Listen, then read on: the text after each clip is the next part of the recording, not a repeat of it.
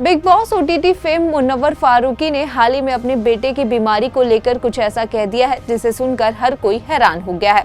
कभी एक समय था जब मुनव्वर फारूकी बेटे के लिए एक इंजेक्शन नहीं खरीद पा रहे थे। एक कहानी को सुनाते ही इमोशनल हो गए मुनव्वर फारूकी। क्या कुछ कहा है इस इंटरव्यू के दौरान मुनव्वर फारूकी ने, चलिए जानते हैं। मुनव्वर फारूकी कॉमेडियन के साथ एक एक्टर हैं जो अपनी पर्सनल लाइफ पर काफी कम बात करते हैं। वो अक्सर सिर्फ उन कंट्रोवर्सी पर ही बोलते हैं जो मीडिया में आए हुए हैं। वो अपनी वाइफ और बच्चे को तो लाइमलाइट से दूर ही रखते हैं, लेकिन अब मुनव्वर फारूकी ने एक ऐसा खुलासा कर दिया है जिसे सुनकर फैंस तक हैरान रह गए हैं। मुनव्वर फारूकी ने बेटे को हुई गंभीर बीमारी कावासाकी का खुलासा किया, जिसके इलाज के लिए भी कॉमेडियन के पास पैसे नहीं थे। तब कई लोगों ने मुनव्वर की मदद की थी। मुनव्वर फारूकी हाल ही में एक पॉडकास्ट में शामिल हुए, जिसमें मुनव्वर ने अपनी लाइफ के सबसे मुश्किल फेज का जिक्र किया।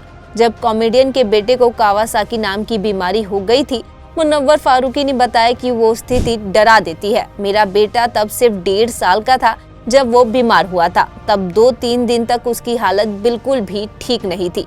जब उसे हॉस्पिटल ले जाया गया तब पता चला कि उसे कावासाकी नाम की बीमारी है। 3 से 4 इंजेक्शन ऐसे थे जो सिर्फ और सिर्फ 75,000 के थे, लेकिन उस समय भी उनके पास सिर्फ और सिर्फ 700 से 800 रुपए थे। मुनव्वर ने यह भी खुलासा किया कि वो परेशानी में भी डॉक्टर के सामने नॉर्मल बिहेव करते थे, लेकिन पैसों के लिए मन ही मन परेशान हुआ करते थे। मुनव्वर ने उन शब्दों के बारे में भी बताया जो उन्होंने डॉक्टर से कहे थे। मुनव्वर ने कहा, मैं अपने चेहरे पर स्माइल लाकर कहता था कि पैसे आ जाएंगे, लेकिन जब मैं हॉस्पिटल से बाहर निकलता था तो कुछ मिनटों के लिए तो मैं खड़ा ही रह जाता था। मुझे समझ नहीं आता था कि मैं पैसे कहां से लाऊं।